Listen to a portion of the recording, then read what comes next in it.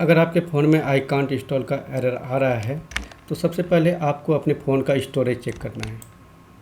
Storage check करने के लिए आपको अपने मोबाइल के सेटिंग पे जाना है। सेटिंग पे जाने के बाद अबाउट डिवाइस पे आपको क्लिक कर देना है। क्लिक करने के बाद आप अपने फ़ोन का स्टोरेज यहाँ से चेक कर सकते हैं। अगर आपके फ़ोन में स्टोरेज अवेलेबल नहीं है, उसके बाद भी आप एप्लीकेशन इंस्टॉल करेंगे तो भी आपके फ़ोन में आई कांट इंस्टॉल का एरर आएगा। ठीक है, अगर आपके फ़ोन में स्टोरेज है फिर भी ये एरर आ रहा है तो इसको फिक्स करने के लिए आगे का प्रोसेस